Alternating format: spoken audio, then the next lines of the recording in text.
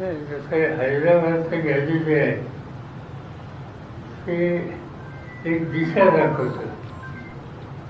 मला स्वतःला हैदराबादचं गॅजेट त्याच्यातला दृष्टिकोन हा यापूर्वी माहीत होता. तिची कॉपी मला हल्ली मिळाली. त्याच्यामध्ये त्याचा आधार महाराष्ट्र सरकारने घेतला.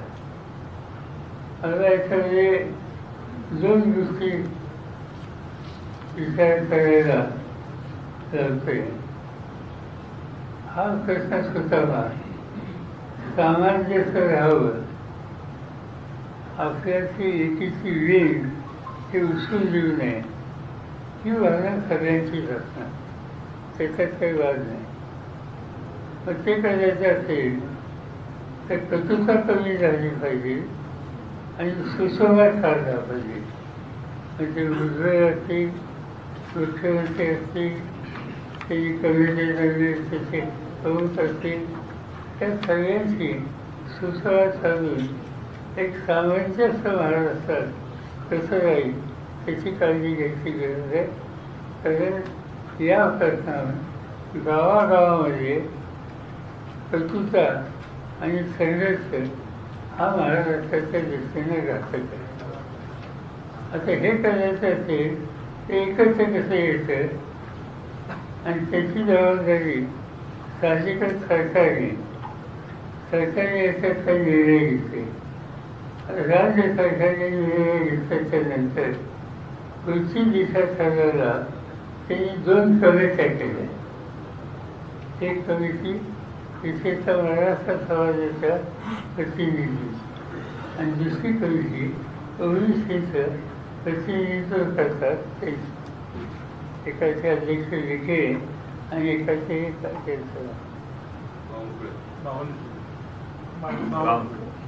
बावनकुळे. आणि या दोघांच्या कमिटीच्या विखेंच्या कमिटीमध्ये एका दुसरी व्यक्ती सोडली सगळे सभासद एका जातीचे आणि बावनकुळ्यांची समिती बघितली त्याच्यात सगळे सभासद ओबीसीचे आहेत. आपण ऐक्य करायचं होतं आणि जातीवर चर्चा करायला हे ऐक्य कसं करायचं मला माहिती नाही. मुख्यमंत्र्याचा दृष्टिकोन काय कधी भेटली तर आम्ही चर्चा करू. पण ज्यांनी सामाजिक ऐक्य प्रस्थापित करता येईल तोच रस्ता आपल्याला घ्यावा. दुसरा रस्ता महाराष्ट्राला परवडणारा नाही.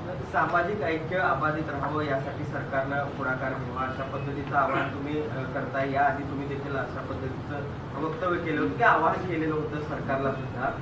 मात्र देवेंद्र फडणवीस ते काही गांभीर्याने घेताना दिसत नाहीत. कारण त्यांचं म्हणणं आहे शरद पवार जर एक्स म्हणत असतील तर ते वाय समजावं असं. म्हणजे गांभीर्यानं अजून देखील मग पाहत नाहीत म्हणायचं का?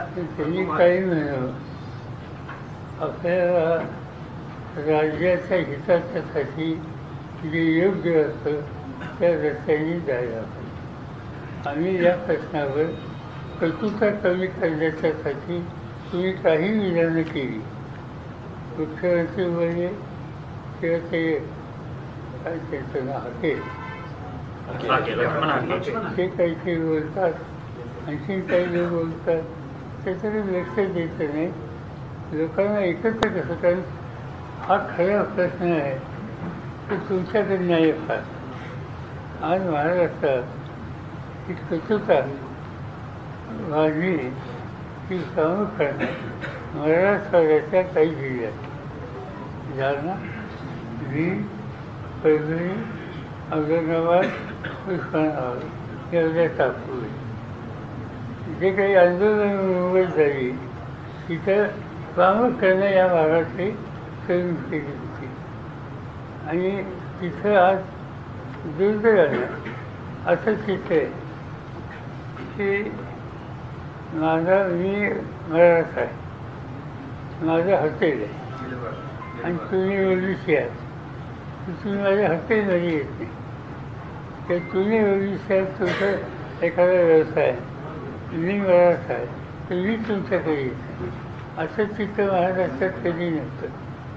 आणि हे चित्र आपण काही झालं तरी राग टीका टिप्पणी याच्याकडे न बघता सामंजस्यच तयार केलं पाहिजे आणि त्याची आवश्यकता महाराष्ट्राला आहे. आणि आम्हाला लोकांचं तर काय राजकीयदृष्ट्या काय होईल त्याची चिंता नाही, सामाजिकदृष्ट्या महाराष्ट्र एकसंध पाहिजे. पण साहेब, आरक्षणातून आहे ते मराठ्यांना आरक्षण देणं शक्य होतं, मात्र त्यावेळी 1994ला ते आरक्षण दिलं गेलं नाही, अशा पद्धतीचा एक टीका होते. नेमकं त्यावेळेचं स्वरूप काय? त्यावेळी हा प्रश्नच नव्हता. 94 साली हा प्रश्नच नव्हता. आणि त्यावेळेला लंडन कमिशनचा रिपोर्ट आल्याच्या नंतर महाराष्ट्रामध्ये त्याचा फायदा विविध छोट्या जमातींना व्हावा त्या दृष्टीने निर्णय घेतले. ते निर्णय घेण्यामध्ये मी असेल किंवा आणखीन काही लोक होते, जी बैठक झाली मला आठवतं.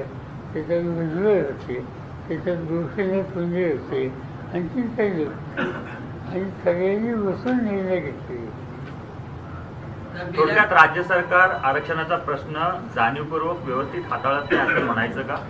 मी आज आग्रह करणार नाही, कारण मला हा प्रश्न प्रकृतात चालून कशी एकवाक्यता करता येईल अशा पद्धतीनं आजला लावायचा. पण जे आता साहेब दाखले दिले जातात त्या दाखल्यावरून संशयाचं वातावरण निर्माण होते. काल जे दाखले विक्रेत केले त्याच्यावरून छगन भुजबळांनी आरोप केले की खाडाखोड करून किंवा पूर्वनियोजित अगोदर तयार केलेले दाखले विक्रेत केले गेले. ते मी वाचलं तर मी काही स्वतः पाहिजे नाही. साहेब, शाहू महाराजांनी वेगवेगळ्या जातीच्या विद्यार्थ्यांना हॉस्टेल बांधून दिली. आता परिस्थिती आहे की वेगवेगळ्या जातीचे नेते एकमेकाच्या जातीला सरकारनं आजपर्यंत काय दिलं, त्यांच्या ताटात किती वाढलं, हॉस्टेलला किती काढली, संस्थांना किती पैसे दिले, इथंपर्यंत ते प्रकरण दिलेलं आहे. परत अशी वेळ येईल का की विद्यार्थ्यांना सुद्धा वेगवेगळ्या जातीचे हॉस्टेल तयार करावं लागतील? असं आहे, या देशामध्ये आरक्षणाच्या संबंधित विचार आणि प्रशासकीय आदेश हा कोल्हापुरात नाही. शाहू महाराजांनी या संबंधीचा निकाल घेतला आणि शाहू महाराजांनी निकाल घेताना त्यांनी या जातीचा त्या जातीचा अक्षरांचा नव्हता. जो गरीब आहे, अडचणीचा आहे, तो या जातीचा असेल तर त्याची समस्या सोडवण्याच्यासाठी काही सुविधा द्यायला पाहिजे. आणि त्यामुळं 50% लोक आरक्षण हे शाहू महाराजांनी आणलं. माझ्या मते तो व्यापक दृष्टिकोन आधी ठेवण्याची गरज आहे. अशाच ताज्या अपडेटसाठी महासत्ता न्यूजला सबस्क्राईब करा.